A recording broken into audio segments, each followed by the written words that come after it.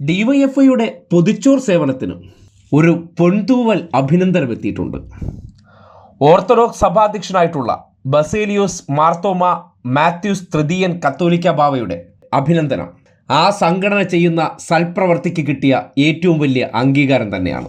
സാമൂഹ്യ സേവനം ലഹരിയാക്കി മാറ്റിയ ഡിവൈഎഫ്ഐയുടെ പ്രവർത്തനം, പ്രത്യേകിച്ച് തൊടുപുഴ താലൂക്ക് ആശുപത്രിയിൽ കഴിഞ്ഞ 3 വർഷമായി മുടങ്ങാതെ അവർ പൊതിച്ചോർ വിതരണം ചെയ്യുന്നതിനെ സംബന്ധിച്ച് കത്തോലിക്ക സഭാപിതാവ് പറഞ്ഞ വാചകങ്ങൾ ഈ സമൂഹം കേൾക്കേണ്ടതാണ്. ഇന്ന് അനേകം ആളുകൾ, യുവജനങ്ങളും കുട്ടികളുമൊക്കെ മദ്യലഹരിയിൽ അവരുടെ ജീവിതം ഹോമിച്ചു കൊണ്ടു കഴിയുകയാണ്. എന്നാൽ സാമൂഹ്യ സേവനം മദ്യലഹരിക്ക് പകരം സാമൂഹ്യ സേവനം ലഹരിയായി കണക്കാക്കി മാത്രമേ വിനയത്തിൻ്റെ മാർഗത്തിൽ കൂടി മറ്റുള്ളവരെ കരുതുവാനും ക്രിസ്തുവിൻ്റെ സ്നേഹം അറിയിക്കുവാനും കഴിയുള്ളൂ. ഈ സന്ദർഭത്തിൽ ഒരു കാര്യം ഓർമ്മിക്കുകയാണ്. ഹോസ്പിറ്റലുകളിൽ ഉച്ചയ്ക്ക് ഭക്ഷണം സൗജന്യമായി കൊടുക്കുന്നുണ്ട് കിടപ്പ് രോഗികൾക്ക്. അതിലൊരു ആശുപത്രി ആണ് തൊടുപുഴയിലുള്ളത്, താലൂക്ക് ആശുപത്രി. കഴിഞ്ഞ 17 വർഷം മാത്രമേ അവിടെ കൊടുക്കേണ്ട ആവശ്യം വന്നുള്ളൂ. കഴിഞ്ഞ 3 വർഷമായി അവിടെ നമ്മൾ കൊടുക്കുന്നതിന് പകരം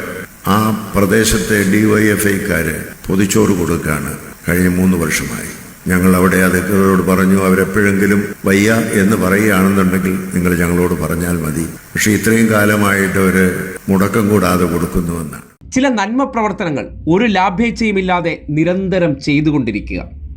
അംഗീകാരങ്ങൾ നിങ്ങളെ തേടി വന്നോളൂ. അതാണ് ആ കേട്ട വാക്കുകൾ.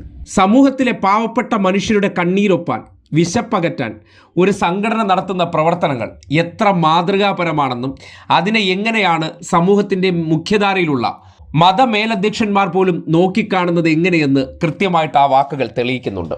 കേരളത്തിലുടനീളമുള്ള പല ആശുപത്രികളിലും, മെഡിക്കൽ കോളേജും ജില്ലാ ആശുപത്രി ഉൾപ്പെടെയുള്ളവയിൽ കഴിഞ്ഞ 5 വർഷമായിട്ട് മുടങ്ങാതെ DYFI ഈ പ്രവൃത്തി നടത്തി വരികയാണ്. ആ പ്രവർത്തനം എത്രമാത്രം ഖ്യാതി നേടി എന്നതിൻ്റെ തെളിവാണ് സഭാപിതാവിൻ്റെ ഈ വാചകങ്ങളെന്ന് നിസ്സംശയം പറയാം.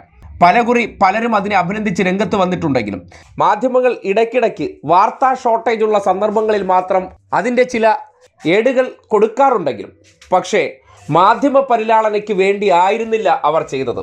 നിരന്തരം മുടങ്ങാതെ അത്തരമൊരു പ്രവർത്തനം ചെയ്യാനുള്ള ത്യാഗം, യാതന അത് ഏറ്റെടുത്ത് നിരന്തരമായി ആ പ്രവൃത്തി തുടരുന്നുണ്ടെങ്കിൽ അതിൻ്റെ പിന്നിൽ ഒരു ലഹരിയുണ്ട്.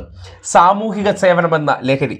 ഈ നാട്ടിലുള്ള മനുഷ്യരുടെ വിശപ്പ് തൻ്റെയും വിശപ്പാണെന്നുള്ള തോന്നൽ, അത് ഉണ്ടാകാതിരിക്കാൻ താൻ പരിശ്രമിക്കേണ്ടതുണ്ട് എന്ന് ഒരു സംഘടന യുവജനതയെ പഠിപ്പിക്കുന്ന പകരം വയ്ക്കാനില്ലാത്ത മാതൃക, അത് സ്വാഭാവികമായി അംഗീകരിക്കപ്പെടുകയാണ്. ഈ സമൂഹത്തിലുള്ള മനുഷ്യരെ നേരിട്ടല്ലാതെ സാമൂഹ്യ പ്രവർത്തനത്തിൽ ഏർപ്പെടുത്തുന്ന ആ പ്രവർത്തനം, അതിനുവേണ്ടി തയ്യാറായി വരുന്ന യുവത്വം, അവർ ഈ നാടിനോട് ചെയ്യുന്ന സൽപ്രവൃത്തി, അത് ക്രിസ്തുവിൻ്റെ ആശയങ്ങൾക്കൊപ്പം നിൽക്കുന്നതാണെന്ന് കൂടി സഭാപിതാവ് പറഞ്ഞു വയ്ക്കുമ്പോൾ അതിനേക്കാൾ വലിയ അംഗീകാരം എന്താണ് ചെയ്യുന്ന പ്രവൃത്തിക്ക് ആ സംഘടനയ്ക്ക് ലഭിക്കേണ്ടത്?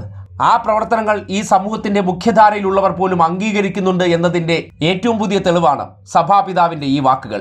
പലകുറി അതിനെ അധിക്ഷേപിക്കാൻ വേണ്ടി ഇതര സംഘടനകൾ പരിശ്രമിക്കാറുണ്ട്. പൊതിച്ചോറെന്തോ മോശം കാര്യമെന്നുള്ള നിലയ്ക്കും ആ ചെയ്യുന്ന പ്രവർത്തനങ്ങളെ ഇകഴ്ത്താൻ വേണ്ടി അതുമായി ബന്ധപ്പെട്ട ചെറിയ ചില പ്രശ്നങ്ങൾ പോലും ഉയർത്തിക്കാട്ടിക്കൊണ്ട് വല്ലാതെ പരിഹസിക്കുന്നവർ, കൊലച്ചോറാണെന്ന് പറഞ്ഞ് അധിക്ഷേപിച്ചവരെ പോലും നിശബ്ദമാക്കുന്നതാണ് സഭാപിതാവിൻ്റെ ഈ വാക്കുകളെന്ന് നിസ്സംശയം പറയാം.